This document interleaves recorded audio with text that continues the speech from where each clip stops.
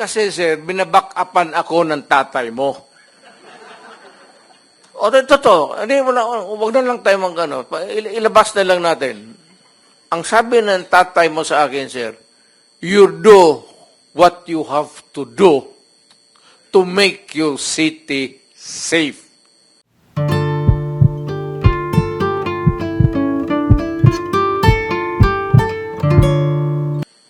At kung tanungin mo ako, sir, na may pinatay ako, hindi man ako ang iniimbestiga ngayon. So, hindi ako magsabi ng totoo. Mag-line na lang ako. Di ako na lang po magtatanong, meron na ba ho kayong pinatay, Ginoong Pangulo? Sir, may ano ako, may momento, lalo na sa yung outrage. Yung hindi ko matanggap yung minsan yung pamilya na ubusin mo, patayin mo, tapos i-rape mo. Mukhang ano sa akin yan, sir, talagang nawiwirla ako. Masyadong ang fuse ko dyan, mainit talaga ako. Alam nila yan. Kaya behave. Sir, ito tanongin mo, prangka-prangka. Nandito, or citizens of this country, anong pinaka-safe na city for the longest time hanggang ngayon? Tanungin ko kayo.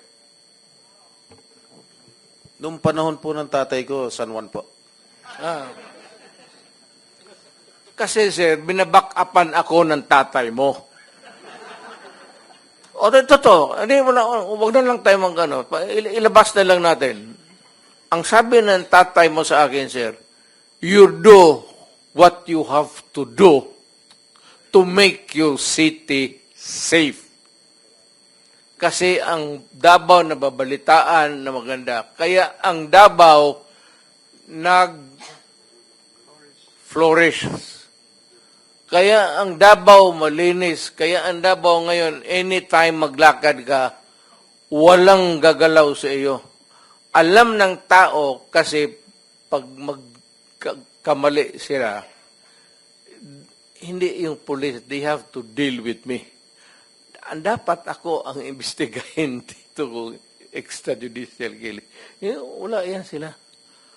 Ako mismo ang... Mr. President, noong time na mayor ka, merong police na nag-involve sa droga sa Davao? Marami, sir.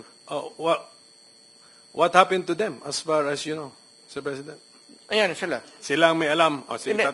tanungin natin sila. Mr. Sinabi ko. President. Sige. Sabihin mo, 24 hours, sabihin mo sa putang inang pulis mo. Pag nakita ko yan, patayin ko. Sige ba, I will now take the time of Senator Estrada. So, sino yung... wag lang, sir. Huwag ka na lang lumayo. Yan yung katabi mo. Mamaya, sir. Mamaya. Unahin ko muna itong bisita natin because we will always be with him. So, we have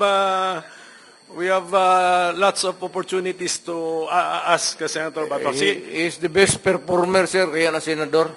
Mr. President, can I ask ito muna sila, no? General Gamboa, Your Honor? hindi ka man nag-chief ng Davao, but tama na dumaan ka rin sa Davao, sa career mo? At anong highest ang position mo po dun sa Davao?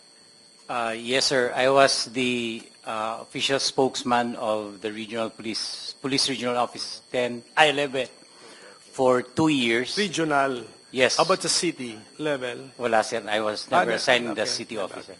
How about General Sinas? Sir, you were never chief, di ba? So, dumaan po ba kayo sa career ninyo sa Davao City? Never, sir. Never. Yes, sir. Okay.